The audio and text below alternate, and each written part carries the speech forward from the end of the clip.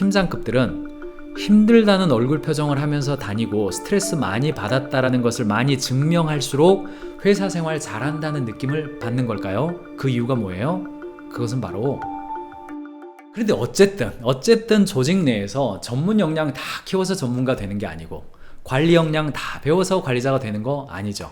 이렇게 필요하다 보니까 사람들 사실 뭐 팀장 좀 되라, 부서장 되면 좋겠다, 본부장 좀 맡아달라 그러면 잘 이렇게 예전 같아서 뭐 열심히 하겠습니다 뭐 이런 느낌은 아니죠. 살짝 뭐 알겠습니다, 뭐 필요한 저분이 없다면 제가 하겠습니다 뭐 이런 느낌이에요. 그러면 좀 수당도 좀 붙여주시고 연봉도 좀 올려주시고 그렇게 하면서 관리자 되게 하죠. 문제는 뭐냐, 이분들이 관리자가 되겠다는 사전 준비가 안 된 상태에서 관리자가 되다 보니까 어때요? 관리자의 감정이 그냥 막 직원들에게 쏟아지는 겁니다. 그때부터는 이제 경영자의 고민과 갈등이 시작되는 겁니다. 관리자의 감정이 버퍼 없이 직원들에게 쏟아지는 것을 방지하는 방법, 제 경험부터 이야기하겠습니다. 제가 인사팀장 때 아리 대표님 호구, 호인, 호로새 새 다음에 있죠. 한 단어 더 있습니다. 네, 호구, 호인, 호로새 그리고 호랑이, 네 가지였네요. 네, 호인을 만나시기 바랍니다, 여러분들. 호인. 네. 다시 돌아오죠. 제가 인사팀장이 된 다음에 제가 그때는 과장이었습니다. 과장인데 저 나름대로 이렇게 회사 생활하는 거 좋았습니다. 좋아서 직장 생활할 때 이렇게 웃고 다녔습니다. 그런데 선배 중에 한 명이 경민 팀장 잠깐 나 좀 보지. 그래서 이렇게 가서 커피 한 잔 마시면서 너무 웃고 다니지 마 그러더라고요. 그래서 아니 왜 뭐 문제 있습니까? 뭐 저도 과장 정도 됐으니까 차장 정도 만나면 네 뭐 그렇게 한마디 할 수 있죠. 아니 뭐 왜 웃는 게 뭐 문제입니까? 뭐 이랬죠. 그랬더니 그분이 내가 경민 팀장 위에서 하는 말인데 하고 해주죠. 항상 내가 너 위에서 해주는 말인데 뭐 이런 이야기는 약간 애매한 이야기들 나와요. 저한테 뭐라 그랬냐면 자꾸 웃고 다니면 일만 더 받는다. 자꾸 웃고 다니면 만만하게 본다. 그러니까 직장 생활할 때는 웃고 다니는 게 아니야 하면서 저한테 해준 말, 요런 이야기들이었어요. 회사 생활 잘한다는 소리 들으려면 웃고 다니는 거 아니야. 일단 얼굴 좀 어둡게 해야 돼. 그리고 항상 다크서클이 내려와 있어. 그리고 약간 좀 일 잘한다고 평가받는 사람들은 신경질적이다. 그리고 약간 시니컬하게 말해, 회의 시간에.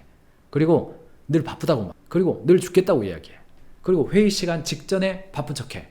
이런 식으로 하는 사람이 회사에서 일 잘한다는 소리 듣는다. 이게 진심이었습니다. 차장인 선배는 저한테 직장 생활 조언을 해주면서 이런 사람들이 회사에서 승진하더라. 약간 뭐 냉소적인 마음도 없지 않은 것 같은데 어쨌든 저를 보고 그분이 늘 이런 표정이었습니다. 이분 이런 표정이었어요. 그래서 직장 생활할 때 많이 웃고 다니지 말고 뭐 스트레스 받은 것처럼 어디 가서도 좀 시니컬하게 말하고 힘들게 일하고 다녀야, 그래야 일 열심히 한다는 소리 듣고 뭐 이렇게 좀 스트레스 받는 것처럼 다녀야 회사 내에서 승진도 좀 하고 저 사람 고생 좀 하네 이런 이야기 듣는다. 너처럼 웃고 다니면 힘들지 않는다고 생각한다. 요즘 뭐 일 없나 보다 뭐 이렇게 생각한다. 그러니까 너무 웃고 다니지 말아라. 이런 이야기를 저한테 하더라고요. 그때 뭐 선배기 때문에 제가 이제 고개 끄덕끄덕 하면서 들었습니다만, 들을 때도 제가 뭐 동의되는 거는 많지 않았습니다. 근데 실제로 이렇게 생각하는 분들이 꽤 있습니다. 직장 생활하는 팀장급들 중에는, 여러분들 경영자분들이 팀장을 보잖아요. 팀장급들 중에 보면 실제로 이렇게 비슷하게 생각하는 사람 꽤 있습니다. 이거 왜 그렇습니까?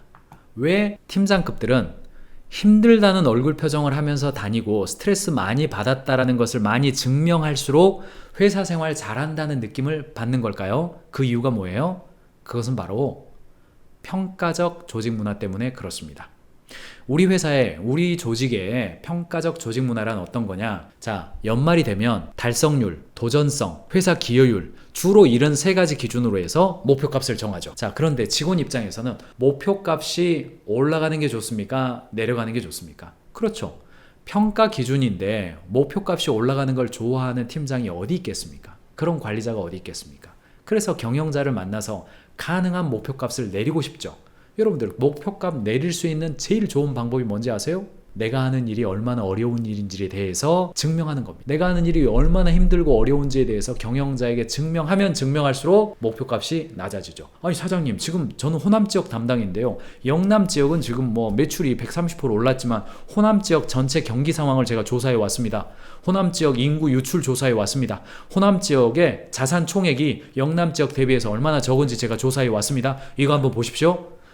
영남 지역은 매출이 130% 올랐지만 호남 지역은 70%만 된 것도 선방한 겁니다. 요거 인정 안 해주시면 호남 지역 이거 안 돌아갑니다. 말로 죽여버리죠. 반대의 경우도 있습니다. 반대의 경우도 있습니다.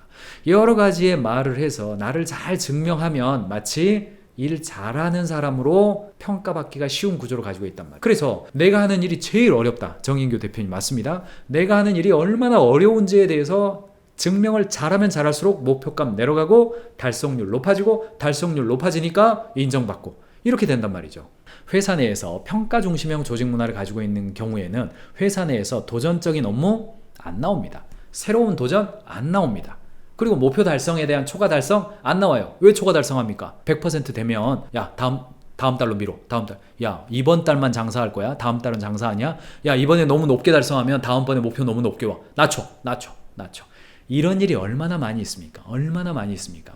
경영자 여러분, 우리 회사에서는 그런 일이 안 일어난다고 생각하십니까? 결코 그렇지 않습니다. 제가 경험하는 수천 개 회사를 제가 다니지 않았습니까? 제가 경험하는 현장에서는요, 거의 그냥 100%라고 봐도 과언이 아닙니다. 99%라고 하죠. 자존심이 있으니까. 99%라고 해도 과언이 아니에요. 근데 거기에서 하나 더 해야 돼요. 하나 더 해야 됩니다. 무슨 일입니까? 평상시에 바쁜 척하고 다녀야 돼요.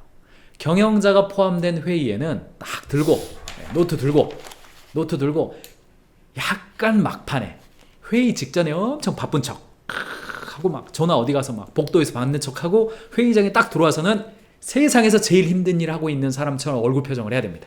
그리고 약간 이렇게 내려놔야 돼. 이렇게 내려놓고 막 고민하고 있어. 나는 여전히 고민하고 있고 내가 하는 일이 제일 어렵다라는 것을 계속해서 증명해야만 회사에서 일을 더 안 주죠. 목표 올리자고 안 하죠. 조금 달성률 떨어져도 고생이 하니까 힘든가 보다 이렇게 생각하죠. 왜요? 점점 내가 하고 있는 일의 속성은 다른 사람이 알 수가 없기 때문에 그렇죠. 그러다 보니까 어때요? 회사 내에서는 관리자 정도가 되면 우리 부서가 하는 일이 얼마나 어려운지에 대해서 회의 시간이 막 늘어놓고 있단 말이죠. 경영자가 그거 구체적으로 알기 어려운 상태가 되고 안다 하더라도 반박하면 조직 분위기 안 좋아질까봐 팀장이나 관리자가 그렇게 말하는 거 반박도 못합니다. 이것이 우리나라 조직에서 가지고 있는 이 팀장들이 가지고 있는 어떤 기본적인 정서다. 이거 봐야 됩니다. 문제는 뭐냐? 데일 카네기가 이런 표현을 했습니다. 스트레스가 많은 리더가 이끄는 조직은 필수적으로 실패하게 되어 있다. 조직의 리더는 스트레스를 관리하고 그 스트레스가 해소될 수 있는 방향으로 조직의 문화를 만들어 가야 된다. 도전하고 자유롭게 할 수 있는 조직 내에서 자율성과 자유를 줘야 된다. 이런 이야기인데 우리는 잘 안 됩니다. 근데 국내에서 트렌드 모니터가 2020년 7월 달에 조사를 했는데 국내 조직 구성원들에게 직접적 영향을 미치는 리더의 존재, 리더가 직장 생활에 미치는 영향력이 어느 정도입니까? 봤더니 부서, 팀 분위기에 80% 영향을 미치고 개인 업무 능력 향상에 78% 영향을 미치고 근속과 이직 태도에 70%, 회사 구성원의 인정받는 속도 67%, 조직에 대한 충성도 65%. 무슨 이야기입니까? 어떤 통계에서 80% 넘어갔다는 이야기는요, 그냥 대부분이 그렇게 생각한다 이렇게 보시면 돼요.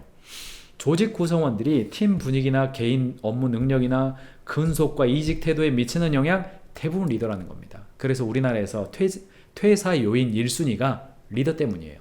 바로 윗 상사 때문이 퇴사 1순위입니다. 반대로 좋은 리더를 만나면 회사 생활을 더 열심히 할 수 있게 된다. 87%. 좋은 리더를 만나면 남들보다 회사에서 성장의 기회를 더 갖게 된다. 86%가 됩니다. 리더의 심리와 마음 상태가 어떠냐에 따라서 조직의 퇴사율, 업무 집중, 회사 분위기 그게 그냥 절대적이다 이렇게 보셔야 된다고요. 이쯤에서 리더에 관련된 이야기, 라스트 모이칸이라는 제가 아주 감명 깊게 본 영화가 있습니다. 이것은 프랑스하고 미국이 미국 사회 프랑스와 영국이 미국의 아메리카죠. 당시는 아메리카라고 하겠습니다. 아메리카에 진출해서 영역을 각각 따로따로 가지고 있을 때 아메리칸 인디안들도 영국 쪽의 친화적인 인디안들과 프랑스 쪽의 친화적인 인디안들이 있었습니다. 그 상황에서의 전쟁을 다루고요. 요거는 약간 혼혈이라고 그래야 됩니까? 아무튼 주인공은 약간 인디안인데 전쟁을 하다가 이렇게 지는 상황이 됩니다. 그리고 도망가야 되는 상황이 있어요. 그리고 자신이 사랑하는 여인이 있습니다. 둘이 연인 관계예요. 사랑하는 여인을 어쩔 수 없이 남겨두고 도망을 가서 후위를 도모해야 되는 상황이 발생을 합니다. 그리고 이제 마지막에 헤어지면서 이렇게 말합니다. 장교들 옆에 있어라. 다른 사람 옆에 있지 말아라. 장교들 옆에 있어라. 이 프랑스인과 영국인들은 장교들에 대한 존중심이 있기 때문에 이 일반 병사 옆에 있지 말고 장교들 옆에 있으면 당신이 목숨이 위험해지지 않고 그래도 살아남을 수는 있을 것이다. 이렇게 이야기를 해요. 어떤 뜻이냐면 글쎄요, 뭐 당시에 영국과 프랑스를 문명국가다 이렇게 표현해도 과언은 아닐 겁니다. 어느 정도 숙성된 상태에서는 일반 구성원과 리더십 그룹을 어느 정도는 구별해서 관리를 합니다. 회사가 처음에 창업을 해가지고 한 15명 정도 될 때까지는 그냥 원팀입니다. 그냥 경영자나 어제 들어온 신입사원이나 똑같은 레벨로 관리하면 돼요. 다 커뮤니케이션이 되니까. 그런데 조직이 15명 넘어가고 30명, 40명 그 이상이 됐을 때는요, 반드시 장교 그룹을 만드셔야 됩니다. 조직에 리더십 그룹을 만들어서 업무와 기능은 다르지만 리더십으로서 우리는 한 그룹이야 라고 하는 컨셉을 만들어 놓으셔야 됩니다. 그리고 그 사람들이 스트레스가 관리가 되고 때로는 존중해 줄 건 존중해 주면서 혹은 추석 때 추석 됐을 때 선물 5만원짜리 주신다면 스팸 다 나눠줬어요. 그렇다면 리더들한테는요, 거기다가 뭐 어디 그냥 소시지라도 하나 더 얹어줘야 된다는 이야기입니다. 직원 만족도가 높은 기업이 고객에게 더 나은 서비스를 한다는 통계는 계속 나옵니다.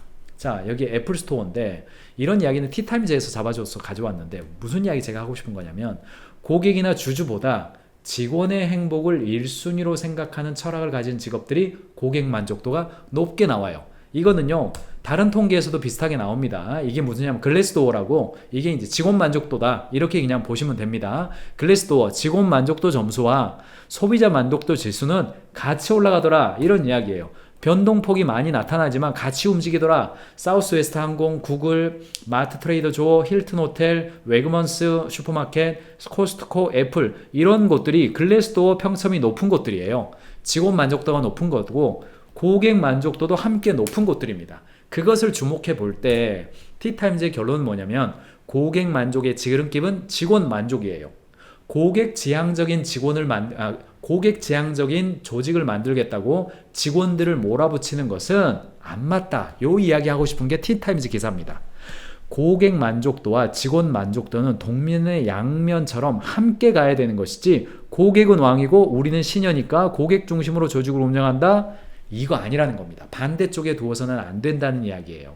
그래서 미루고 드라카 워릭대 교수는 포브스지에서 직원에게 투자하는 것이 곧 고객의 행복이라는 보상으로 돌아올 것이다 이렇게 이야기를 했어요. 근데 제가 오늘 여러분들에게 말씀드리고 싶은 건 뭐예요?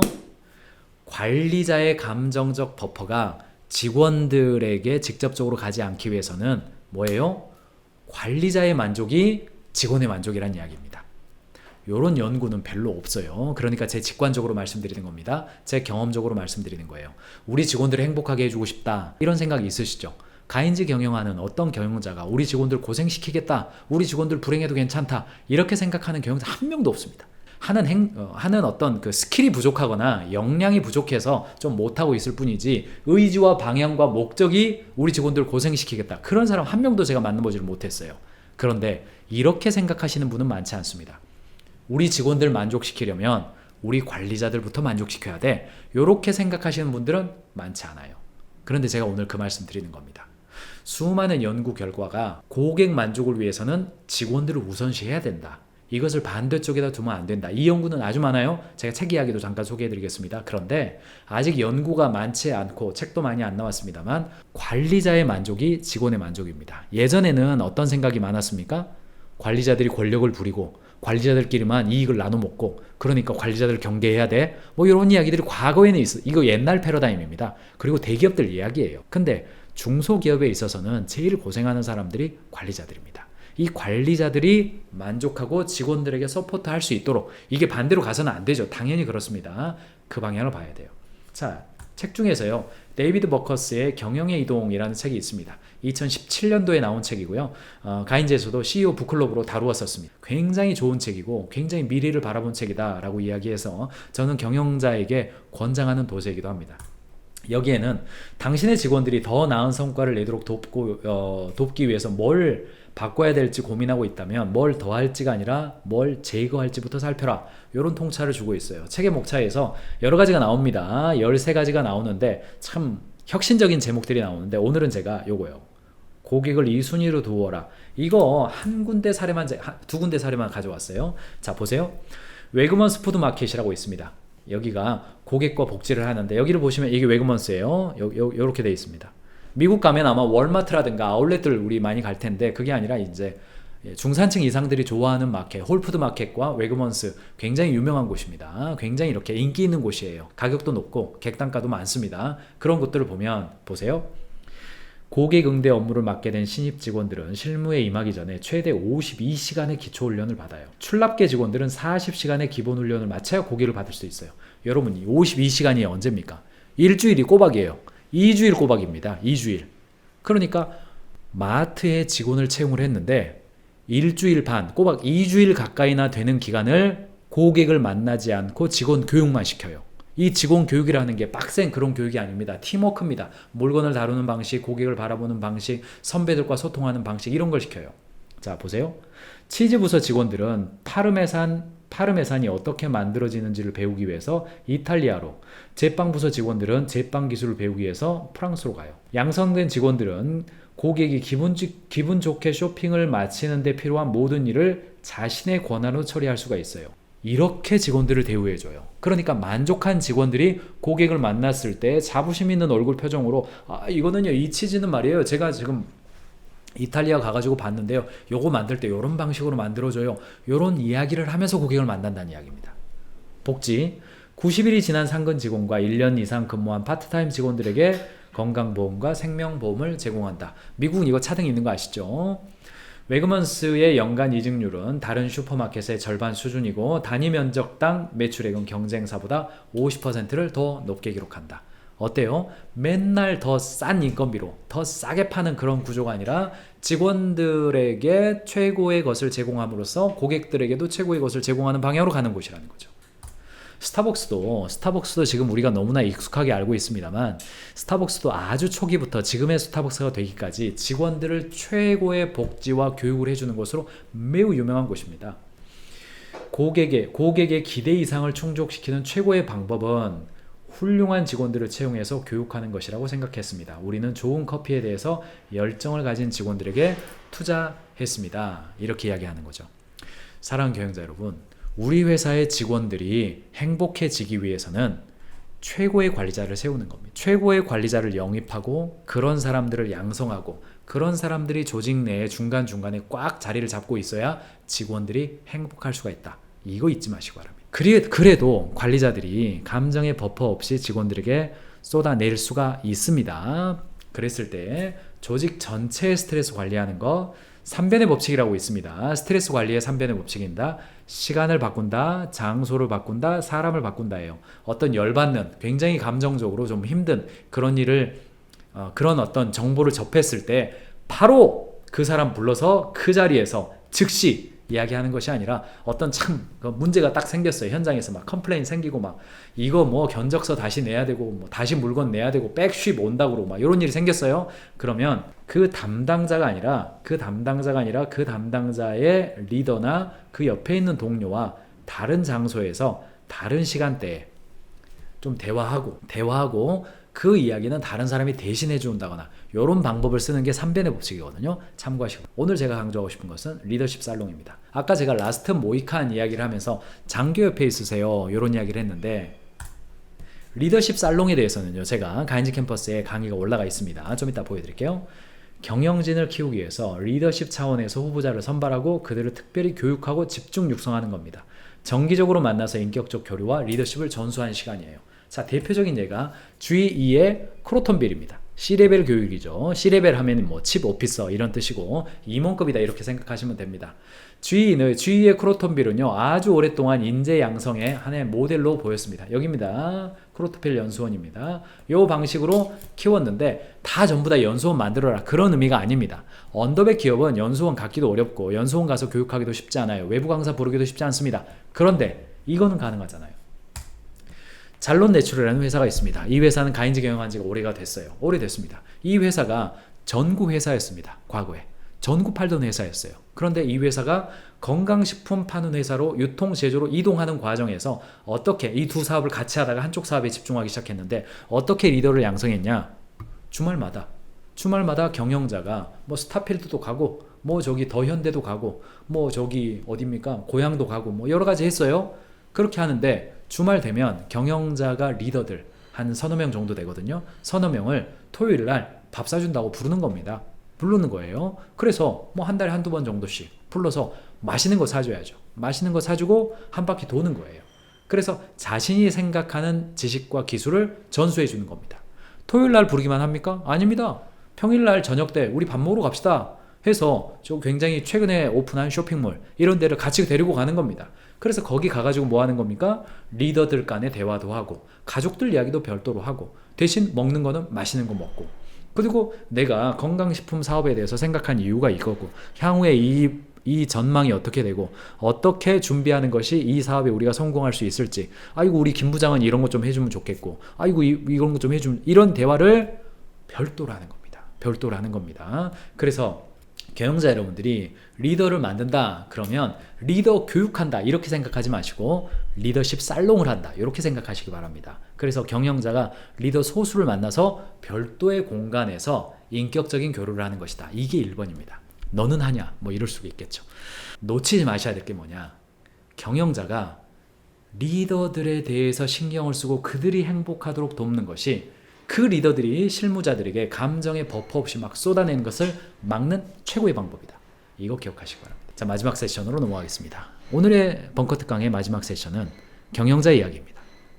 사랑하는 경영자 여러분, 솔직히 팀장들이 직원들에게 쏟아내는 감정의 덩어리보다 경영자 스스로가 직원들에게 쏟아내는 감정의 덩어리가 훨씬 더 많지 않습니까? 그렇죠. 이거 관리 안 돼가지고 낭패를 보는 일도 꽤 많이 있죠. 우리 뭐 얼마 되지 않았습니다. 참 경영자가 자기 스트레스 관리를 버퍼를 두고 있지 않고 관리가 안 되면 그 앞에 직원이 있어버리면 그냥 쏟아내 버리는 겁니다. 그냥 쏟아내 버려요. 부끄러움을 당하는 일이 올 수가 있단 말입니다. 실제로도 부끄러움을 당하신 분들 많습니다. 심심하면 잊어버릴만 하면 이른바 중소기업 대표 갑질 폭행 논란 뭐 그냥 창피해서 볼 수가 없습니다. 말 안 듣는 직원 때릴 수도 있지 절차례도 따라주면 이런 일 없지 않습니까? 사람이 이게 한두 번이 아니면 속이 뒤집어지는 거예요. 눈알이 뒤집어져요. 네. 모 중소기업 대표 야 뭐 무슨 얘기하지 말고 뭐 무슨 놈아 뭐 이렇게 이게 이런 건 꼭 JTBC가 많이 감정이 태도가 되어서 처벌받는 경영자들 내가 누군지 알아 지각해서 비행기 놓치자 직원 때린 그리스 의원들 직원 폭행 폭언한 중소기업 대표 징역 2년 감옥 갑니다. 일 똑바로 못해 직원 뺨 때리고 걷어찬 사장 실형 받았다. 업무 제대로 안 해 직원 상습 폭행한 사장 징역 1년 받았다. 이런 분들이 처음부터 그러겠습니까? 처음부터 그랬겠습니까? 아니에요. 너무너무 감정 관리가 안 되니까 그냥 쏟아내다 보니까 되는 거. 웹하드 우리 잘 알고 있죠. 뭐 많이 나왔습니다. 뭐 어떤 분이 갑질 폭행으로 징역 5년이 확정됐죠. 이거 징역 5년까지 갈 폭행은 아닙니다. 단순 그 길거리에서 시비 붙은 일이라면 문제는 뭐냐? 너무너무나 리얼하게 전 직원 카메라 가지고 있는 사회를 살고 있습니다. 전 직원 카메라를 가지고 있어요. 직원 때리고 뭐 마늘 먹이고 갑질 폭행 이거 그런 상황이 되지 않아서 그렇지 저와 여러분이 그 자리가 되고 그런 상황이 벌어지면 나는 결코 그렇지 않으리라 장담할 수 있습니까? 아무튼 뭐 여기서 뛰어내려라 뭐 다리몽도 뿌드리겠다 몇 개만 제가 가져왔습니다만 참 점잖은 분들이 참 훌륭한 분들입니다. 여기 나오신 분들 제가 볼 때 개인적으로 볼 때 직간접적으로 이야기 들어보면 뭐 여러 가지 이야기 평은 달라져요. 그런데 관리가 안 돼 버리는 겁니다. 그냥 스트레스 관리가 안 돼가지고 감정의 응어리가 그냥 눈앞에 있는 사람이 그냥 확 대응적으로 나가버리는 거예요. 우리라고 해서 그렇지 않을 수 있다라고 장담할 수 있는 분이 몇 명이나 있을까요? 경영자는 어떻게 자신의 감정의 버퍼를 가질 수 있겠습니까? 관리자와 팀장들이 직원들에게 존중해주고 감정을 그대로 쏟아내기를 원하지 않는다면 가장 먼저 해야 될 일은 경영자 스스로가 자신의 감정을 버퍼를 두고 소통할 수 있는 방향으로 가는 것 너무너무나 중요하죠. 첫 번째 이야기하고 싶은 것은 바로 경영자가 롤모델을 갖는 건 너무너무나 중요합니다. 롤모델을 갖는 거죠. 이게 재벌 총수나 대기업 CEO 중에서 롤모델이 없는 경우 이야기 나오는데 그 첫 번째가 도덕성이 결여돼서 대한민국 사회에서는 롤모델 갖기가 어렵다. 경영을 세습하는 거 그거 나 너무 싫어서 롤모델 아니다. 도정정신이 부재하다. 전문성이 결여된다. 많은 이야기가 나오는데 사실 1세대 경영자들에 대해서는 그 개척 정신 때문이라도 이 사람 나 배우고 따르고 싶다 이런 이야기 많이 했습니다. 그런데 지금은 이제 2세 경영이기 때문에 저 사람이 잘해서 저런 거 아니야. 그래서 대한민국 사회 내에 CEO 자체를 보고 저 사람 나 롤모델이다 이렇게 말하는 사람 별로 없습니다. 해외 기업 중에서는 롤모델이 있는가? 좀 나오죠. 해외 기업 CEO 중에서 내 롤모델이 있다 이렇게 말하는 사람, 창의성, 도전정신, 경영철학 이야기 꽤 나와요. 핵심은 뭐냐?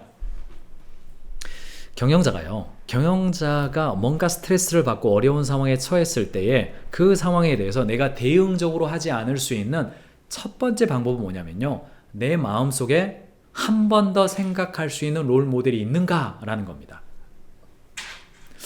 내가 스티브 잡스를 내 롤모델로 삼고 있어요. 그러면 정말 어떠한 상황에 처했어요. 굉장히 고민돼요. 열받아요. 승질났어요. 그러면 롤모델이 됐다는 이야기는 잡스라면 어떻게 했을까 생각 한번 하는 거거든요. 이게 롤모델입니다. 여러분들 이게 다 결혼하신 분이라면 이제 남편이 있고 아내가 있으실 거예요. 근데 내 남편이 늘 사랑스럽죠. 네, 남편과 아내는 늘 사랑스럽습니다. 그런데 늘 굉장히 위험하네. 이거 어떡하지? 아무튼 뭔가 갈등 상황이 생길 수가 있죠. 그러면 내가 대응적으로 하려다가 우리 아빠 엄마는 이때 어떻게 했지? 한번 생각해요, 안 해요? 여러분 하잖아요. 뭔가 내가 내 아내에게 말할 때, 내 남편에게 말할 때, 내 아들에게 뭔가 할 때 우리 아빠는 어떻게 했지? 이렇게 생각하죠. 요게 의도했든 안 했든 롤 모델이 머릿속에서 한번 작동을 합니다. 가상의 지도가 한번 작동을 해요. 그런 다음에 그대로 하는 사람이 있고, 그런데 어떤 경우는 롤 모델이 오은영 박사님이에요. 내가 아이한테 하려고 그랬다가 오은영 박사는 어떻게 했지? 이거 한 번 더 생각하죠. 요걸 우리는 롤 모델이라고 합니다. 역할 모델이라는 뜻이죠. 자, 근데 경영자가 내 마음속에 롤 모델을 가지고 있으면 한 번 더 생각해 볼 수가 있습니다. 기독교 고전이 있습니다. What would Jesus do? 라고 하는 기독교 고전입니다. 이 맥스웰 목사님이 아주 대형 교회 목사님으로 일을 하다가 정말 지역사회와 그 주변을 위해서 봉사하고 헌신하고 구제하는 쪽으로 흘러가서 정말 그 아름다운 정말 그 크리스천다운 그런 교회의 목사님이 되고 그런 교인들로 바뀐다는 내용을 담고 있는 기독교 고전입니다. 몇십 년 지난 그런 거예요. 제가 고등학교 때 그런 책을 읽으면서 What would Jesus do? 그래서 예수님이라면 어떻게 하실까? 요런 게 이제 번역이 그렇게 됐습니다. 그 책을 제가 고등학교 때 읽고, 제가 고등학교 생활을 하고 대학교 생활을 하면서 컨닝 추방 운동도 하고 여러 가지 대학교 생활할 때 저는 활동을 많이 했습니다만, 그러면서 예수님이라면 어떻게 하실까? 참 그 이웃사랑을 실천하셨던 분 아닙니까? 종교적인 차원보다도 그냥 윤리적인 차원만 보더라도 그랬잖아요. 그것이 저의 마음속에 있어서 롤 모델로 작동을 잘 할 때가 있고 잘 안 할 때도 있었습니다. 제 이익을 위해서도 저도 많이 살았습니다. 그렇게 돼 있죠. 그러니까 마음속에 어떤 경영자가 마음속에 어떤 롤 모델을 갖는다, 그 말은 내가 존경하는 어떤 분이 있는데 그분은 이때 어떻게 했을까 한 번 더 생각할 수 있게 되는 거. 이게 제가 경험도 해보고 주변에 많은 사람들이 자기 스트레스를 관리하고 직원들에게 너무 거친 언사를 하지 않는 사람들의 공통적인 특징 1번, 롤 모델이 있어요. 내 맘대로 대응적으로 하지 않을 수 있도록 그분은 어떻게 했을까? 이렇게 생각하는 거죠. 그거 여러분들 가지시기 바랍니다. 마음속에 존경하는 분이 있는 사람이 한 번 더 생각하고 나 자신을 메타인지, 즉 그분의 시선에서 나를 바라보고 코치와 멘토를 옆에다 두는 것과 같은 효과가 있어요. 요거 좀 보시기 바랍니다. 이게 1번이에요. 자, 두 번째. 경영자 커뮤니티 너무너무나 중요합니다. 경영자 커뮤니티가 너무너무나 중요해요. 자, 김경민의 경영 벙커에서 여러분들이 어제도 질문 많이 하시고, 최근에 직원이 이틀 있다 퇴사한다 그래요. 직원이 열심히 하기로 했는데 퇴사한다 그랬다가 3개월 인계인수 해준다 그랬다가 3일 만에 퇴사한다 그래요. 어떻게 해야 됩니까? 이게 뭡니까? 근데 한편으로는 여기에 답을 얻기 위해서 여러분들이 질문하시는 것도 있지만, 다른 한편으로는 좀 쏟아내고 싶은 것도 있잖아요. 꼭 답을 얻기 위해서 한다기보다도 좀 내 이야기 좀 들어봐 달라. 나만 이러는 거냐? 여러분들은 좀 어떠냐? 여기 1,500명이나 있는데 이렇게 생각한 사람 한 명은 없냐? 같은 고생해본 사람은 없냐? 요거 좀 공감을 얻기 위해서 하는 거죠. 요즘은요, 오프라인 커뮤니티도 있고 온라인 커뮤니티도 있습니다. 물론 가인지가 운영하는 커뮤니티가 있습니다. 매월 세 번째 목요일, 이번 9월은 추석이 있기 때문에 이번 주 목요일 아침 9시에 서울 양재동 AT센터 5층 그랜드홀로 오십시오. 가인즈 경영하는 경영자들이 거기에 모여서 오프라인으로 분과 모임도 하고 강의도 듣고, 저도 거기서 강의합니다. 그렇게 모여요. 가인즈 성장클럽만 오실 뿐 아니라 여러분들이 나름대로의 가치관을 같이 하는, 네트워크를 좋아하시는 분들은 네트워크 모임 가시면 됩니다. 그렇게 가시면 되고, 이렇게 공부 좋아하시는 분 공부 모임 가시고, 책 좋아하시는 분 책 가시고, 여행이나 등산 좋아하시는 분 가시고. 경영자가요, 삶을 살다 보면 취미가 없어집니다. 커뮤니티가 없어져요. 일하는 것 말고 다른 어떤 없어져요. 그거 별로 좋은 거 아닙니다. 그거. 경영자가 자신의 감정의 버퍼를 둘 수 있는 커뮤니티에 속해 있는 거 너무너무나 중요합니다.